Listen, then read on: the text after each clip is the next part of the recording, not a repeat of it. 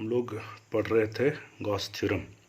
Gauss theorem बोले थे कि गॉस थ्योरम तक पहुंचने के लिए हम लोग को ज़रूरत पड़ता है दो टर्म्स का। दो चीज़ समझना होता है, एक होता है सॉलिड एंगल और एक इलेक्ट्रिक फ्लक्स।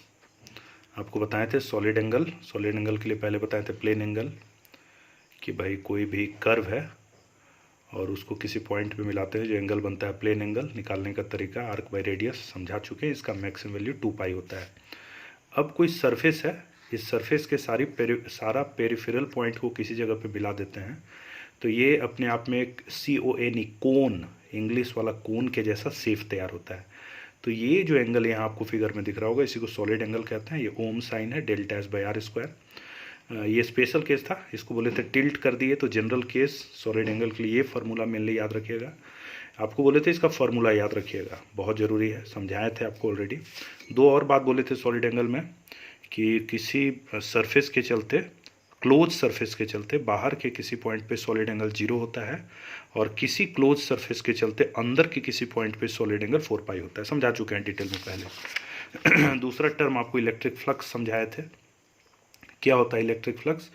तो बताए थे इलेक्ट्रिक फील्ड और एरिया वेक्टर का डॉट प्रोडक्ट है। मतलब कोई रीजन है जहाँ कोई इलेक्ट्रिक फील्ड मौजूद है और उसमें कोई एरिया हम कंसिडर कर रहे हैं, तो उस एरिया के थ्रू कुछ फ्लक्स कैलकुलेट हो सकता है। निकालने का तरीका इलेक्ट्रिक फील्ड एरिया का डॉट प्रोडक्ट, डिटेल में समझाया है, पुराना वीडियोस देखिएगा।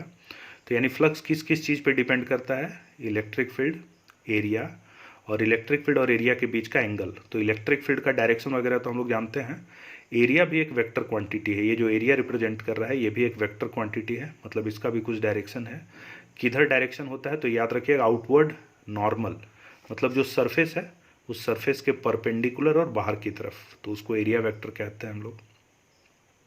तो एरिया वेक्टर का डायरेक्शन स्केलर है ये वो। एक और बात बताए थे कि भाई अगर कोई भी मेरे पास कोई क्लोज सरफेस है और वो यूनिफॉर्म इलेक्ट्रिक फील्ड में रखा हुआ है, तो electric field, electric flux, total flux scalar है बताए थे। तो इसलिए हर कोई भी सरफेस में जब आपको फ्लक्स निकालना है तो आपके दिमाग में होना चाहिए उस फ्लक्स में जितना छोटा छोटा टुकड़ा है सबका अलग अलग फ्लक्स निकाल के भी आप जोड़ सकते हैं। जैसा इस एग्जाम्पल में आपको हम समझाए थे कि यूनिफॉर्म इलेक्ट्रिक फील्ड है, एक सिलेंड्रिकल सरफेस है और इसका टोटल फ्लक्स 0 आया था। कैसे निकाले थे? तो इस टुकड़ा का अलग निकाले थे, इसका अलग निकाले थे, बाकी टुकड़ा का अलग निकाले थे। तो याद रखिएगा।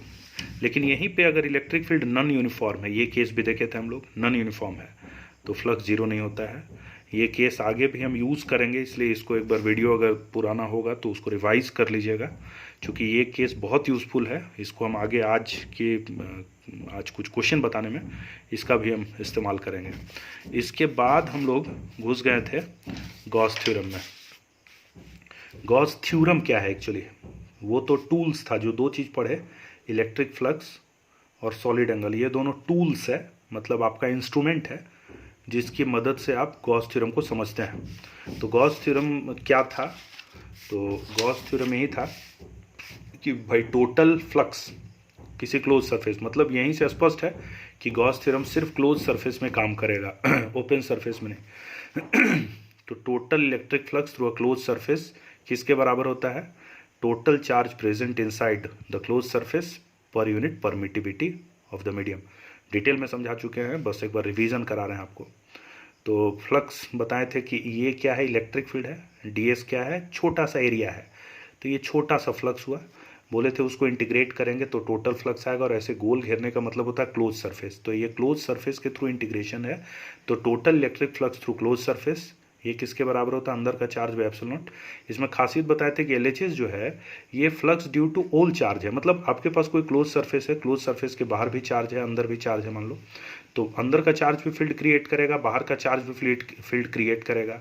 और अगर फील्ड क्रिएट करेगा तो इस सरफेस में कुछ फ्लक्स पैदा होगा, चूंकि फ्लक्स के लिए दो चीज़ का जरूरत पड़ता है। किस किस चीज़ का? इलेक्ट्रिक फील्ड का, एरिया का, और दोनों के बीच का एंगल भी है, बट इलेक्ट्रिक फील्ड और एरिया। तो चार्ज बाहर है तो ये भी इलेक्ट्रिक फील्ड पैदा करेगा, चार्ज अंदर है तो वो भी इलेक्ट्रिक फील्ड पैदा करेगा। तो यहाँ LHS में खासियत है कि टोटल फ्लक्स है, चाहे कोई भी चार्ज हो, कोई भी इलेक्ट्रिक फील्ड हो, बाहर का इलेक्ट्रिक फील्ड हो, अंदर का इलेक्ट्रिक फील्ड हो, लेकिन RHS में चार्ज सिर्फ अंदर का लिया गया है, ये याद रखिएगा। एक चीज़ आपको इसको हम प्रूफ करके दिखाए थे, बोले थे प्रूफ इसका सिलेबस में नहीं है, बट प्रूफ करके दिखाए थे आपको। बोले थे ये आपको कुछ कंसेप्ट डेवलपिंग में काम आएगा, कुछ क्वेश्चंस के बारे में कभी सोचना होगा तो इवन कुछ क्वेश्चन शायद हम आपको दिखाएं भी। तो ये दिखाए थे कि अगर कोई चार्ज बाहर होता है तो वो कोई फ्लक्स क्रिएट ही नहीं करता है, क्योंकि अगर चार्ज बाहर है तो सॉलिड एंगल के कंसेप्ट से लाए थे कि सॉलिड एंगल अगर जीरो, वो चार्ज ऐसे जगह पे है कि वो कोई सॉलिड एंगल नहीं बनाता है। तो ये पॉइंट बाहर में कोई भी पॉइंट हो तो किसी क्लोज सरफेस का सॉलिड एंगल जीरो होता है। ये हम लोग सॉलिड एंगल वाले पढ़ने के कंसेप्ट में देखे थे। इसलिए फ्लक्स क्या हो जाता है, जीरो। बाहर के चार्ज के चलते फ्लक्स जीरो हो जाता है। जो भी फ्लक्स पैदा होता है वो अंदर के चार्ज के चलते होता है, अंदर के चार्ज के चलते फ्लक्स होता है। तो इसलिए थ्योरम में भले यहाँ टोटल फ्लक्स लिया गया है लेकिन बाहर का फ्लक्स खुद ब खुद जीरो हो जाता है। ये हम लोग प्रूव कर चुके हैं। हम अभी आपको पहले तो कुछ 2-4 छोटा छोटा क्वेश्चंस दिखाते हैं जो गॉस थ्योरम से जुड़ा, डायरेक्ट गॉस थ्योरम। उसके बाद एप्लीकेशंस मेन है इसका, जो थ्योरेटिकल पार्ट है उसको अलग से देखेंगे। पहले हम लोग देख रहे हैं कुछ सिंपल क्वेश्चन गॉस थ्योरम पे। क्वेश्चन क्या है, क्वेश्चन यहाँ लिखे नहीं है, बहुत लंबा क्वेश्चन हो जाता है, इसलिए क्वेश्चन ध्यान से सुन लीजिए, फिगर से समझिए। यहाँ क्या है कि मेरे पास एक हेमी स्फेरिकल, आधा गोला हेमी स्फेरिकल सरफेस है, और उस हेमी स्फेरिकल सरफेस का ये जो ऊपर वाला पार्ट है उसके सेंटर पे, आप फिगर देख रहे होंगे, ऊपर वाला पार्ट जो है उसके सेंटर पे एक चार्ज क्यू रखा गया है। और क्वेश्चन आपसे पूछा जा रहा है कि बताइए इस चार्ज के चलते इस पूरे सरफेस में इलेक्ट्रिक फ्लक्स क्या होगा। नहीं समझ में आएगा तो वीडियो को रिपीट करके देखिएगा, क्वेश्चन को पहले बहुत ढंग से समझिएगा। क्या है, फिर से एक बार रिपीट कर रहे हैं, हेमिस्फेरिकल सरफेस है और इसका जो ऊपरी हिस्सा है उसके सेंटर पे एक चार्ज क्यू रखा गया है, और आपसे पूछा जा रहा है कि इस टोटल सरफेस माने इस सरफेस में टोटल इलेक्ट्रिक फ्लक्स क्या होगा।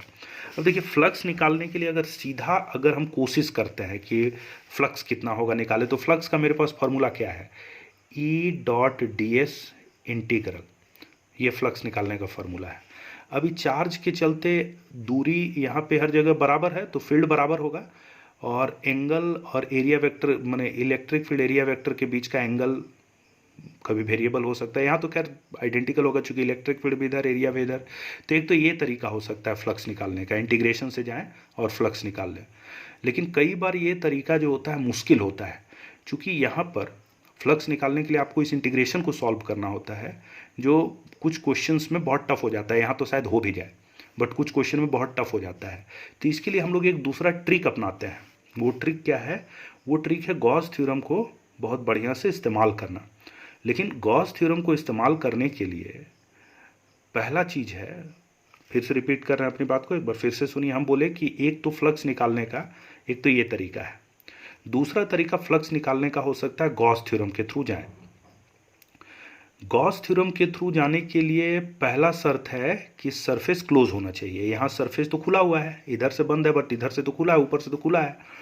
तो इसमें हम लोग एक दिमाग ये लगाते हैं, देखिए इसमें देखिए बहुत छोटा चीज़ है, लेकिन इसमें आपको प्रेजेंस ऑफ माइंड, दिमाग लगाना पड़ेगा कि क्लोज कैसे करें। चूँकि क्या है, ये थोड़ा सा कॉम्प्लिकेटेड है, बहुत ध्यान से सुनिएगा।